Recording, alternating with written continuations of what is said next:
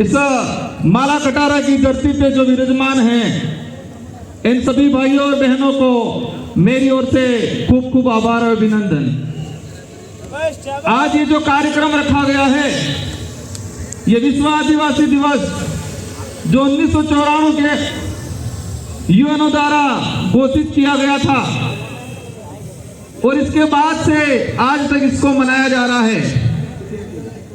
कई बार छोटे छोटे स्तर पे मनाया गया और डूंगरपुर जिले में बिल प्रदेश के क्षेत्र में ये आदिवासी परिवार की जो विचारधारा आई और इस विचारधारा के बाद पूरे आदिवासी समुदाय को जो अधिकारी बना हुआ था, कर्मचारी था, गरीब था, आम था, उसको भी विश्व आदिवासी दिवस को बारे में जानकारी मिली और पूरे जिले के अंदर, पूरे बिल प्रदेश के अंदर ये विश्व आदिवासी दिवस मनाया जा रहा है। आज का ये जो कार्यक्रम है, उस कार्यक्रम को देख के लग रहा है कि भारत देश का, पूरे देश का एक ऐतिहासिक कार्यक्रम डूंगरपुर जिले की धरती पे हो रहा है, ऐसा लग रहा है। यहां से केंद्र सरकार हो, राज्य सरकार हो, उन तक मैसेज पहुंचा रहे हैं कि ये भीड़ नहीं, ये भिड़ने वाले हैं। ये किराए पे लाए हुए लोग नहीं, स्वेच्छा से अपने खुद के पैसे से आए हुए लोग हैं। ये मैसेज पहुंचाना है केंद्र सरकार को, राज्य सरकार को, और मानगढ़ पे जो आए हैं उनको ये मैसेज पहुंचाना है कि ये भीड़ नहीं, भिड़ने वाले हैं। ये किराए की भीड़ नहीं, ये स्वेच्छा से आए हुए अपने हक अधिकार की लड़ाई लड़ने वाले लोग हैं। भाइयों, ये खुशी का दिन है, लेकिन साथ में एक दुख का भी दिन है, क्योंकि आज पूरे देश के अंदर आदिवासियों को प्रताड़ित किया जा रहा है, उनके साथ छुआछूत किया जा रहा है, उनके साथ कहीं न कहीं अन्याय किया जा रहा है। आप सभी को समझना पड़ेगा कि हम आज एकत्रित हो गए। एकत्रित होने के बाद हमने सांस्कृतिक कार्यक्रम देख लिए, वक्ताओं के भाषण सुन लिए, लेकिन आज सबको ठान के जाना है कि यह आदिवासी हमेशा बरकरार रहे और देश के अंदर किस कोने में कहां पर क्या हो रहा है। हमारे साथी आए थे, एक एमएलए थे त्रिपुरा से, उस भाई ने बताया, उस भाई ने भी कहा कि देश के किसी भी कोने में कहीं पर भी आपत्ति आती है तो पूरे देश का आदिवासी समुदाय एक होकर लड़ाई लड़ेगा। आज पूरे देश के अंदर देखा जाए कि हर कोने में कहते हैं कि व्यक्ति और समाज, जो गरीब की बात आती है, व्यक्ति या कोई समाज पैसे से गरीब हो सकता है, अपने विचारों से, अपनी सोच से कोई गरीब नहीं हो सकता है। और यहाँ जो विराजमान है वो सब अपने विचारों से और अपने सोच से सारे के सारे अमीर लोग बैठे हुए हैं इस मंच पे। इस कार्यक्रम के माध्यम से हमारे पूरे उदयपुर संभाग में, पूरे गुल प्रदेश में हमें मैसेज पहुंचाना है कि ये जो हमारी जो लड़ाई है, ये लड़ाई हमारे अस्तित्व को बचाने के लिए है। जो हमारा दबा कुचला जो इतिहास था, उस इतिहास को वापस उजागर करने की लड़ाई है। ये लड़ाई हमारे जो संस्कृति है जो विलुप्त होती जा रही है, जो दूसरे लोगों के द्वारा हमारी संस्कृति पे जो अतिक्रमण किया जा रहा है। हम देखते जा रहे हैं हमारे पूर्वजों की जो विदा पद्धति थी, विवाह पद्धति थी, हर किसी पद्धति पे हमारी जो परंपरा संस्कृति थी उस पर कलम चढ़ाने का कुछ लोगों के द्वारा काम किया जा रहा है। इस कार्यक्रम में अधिकतर युवा साथी हैं। इन युवाओं साथियों से आह्वान करना चाहूंगा कि आप देश का इतिहास उठा के देख लो। देश के इतिहास में मुगलों से लड़ाई लड़ी हो, अंग्रेजों से लड़ाई लड़ी हो, राजा रजवाड़ों से लड़ाई लड़ी हो, उस लड़ाई में युवाओं का सबसे बड़ा योगदान रहा हुआ है। तो आज आजाद देश के अंदर भी हमारे अस्तित्व की लड़ाई, संविधान बचाने की लड़ाई आप लोगों को ही लड़नी है। इसलिए ठान लेना है कि हमें मजबूत रहना है, हमें बहकावे में नहीं आना है, हमें फ्री की योजनाओं पे ज्यादा ध्यान नहीं देना है, हमें हमारे हक अधिकार की बात। आप सबको पता होगा देश में क्या चल रहा है। देश के अंदर यूसीसी कानून लाया जा रहा है, देश के अंदर डिलिस्टिंग की बात की जा रही है।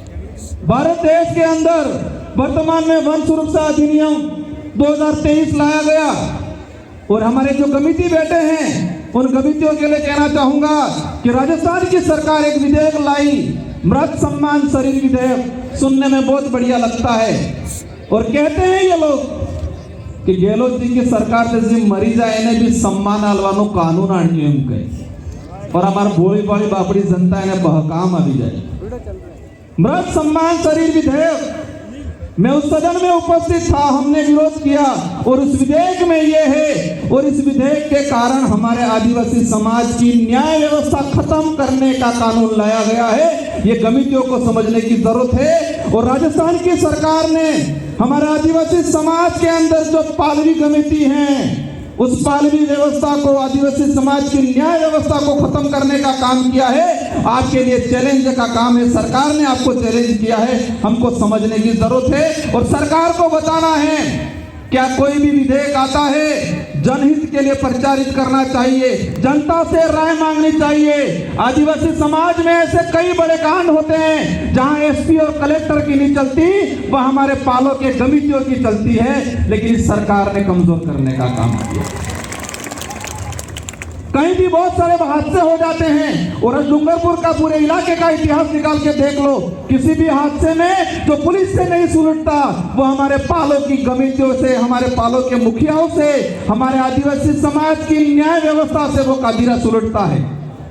लेकिन राजस्थान की गहलोत सरकार ने मृत सम्मान शरीर विधेयक पारित करके हमारी आदिवासी समाज की न्याय व्यवस्था को खत्म किया है।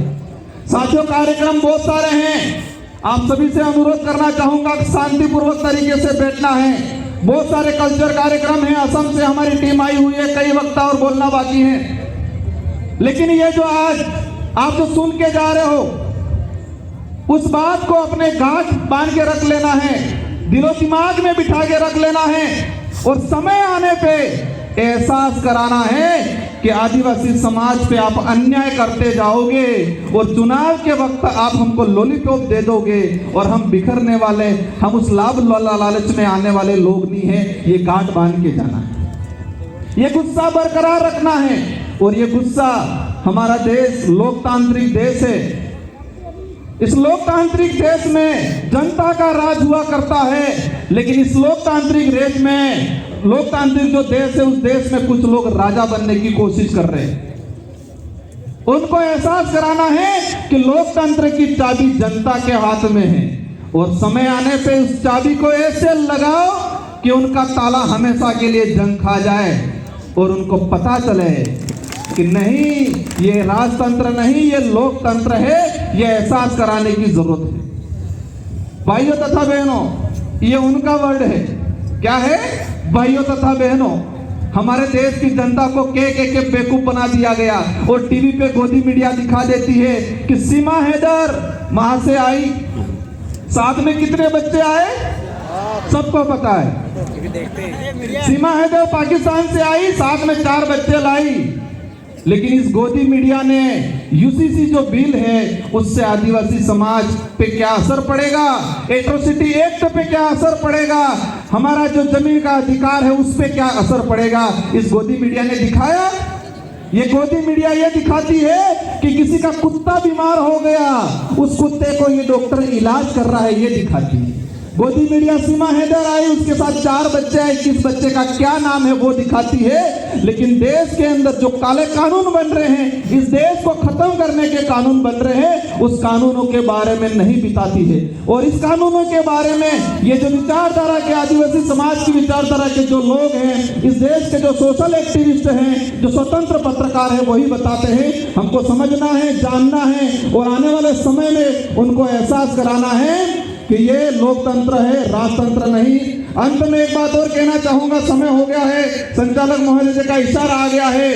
ये जो विश्व आदिवासी दिवस मनाया जा रहा है, इस विश्व आदिवासी दिवस की थीम है, ये जो आज जो मना रहे हैं उसकी एक थीम है, यूएनओ ने सेलेक्ट किया है, गाइडलाइन जो बनाई है कि आदिवासी समाज आत्मनिर्णय लेना सीखे, आत्मनिर्भर बने।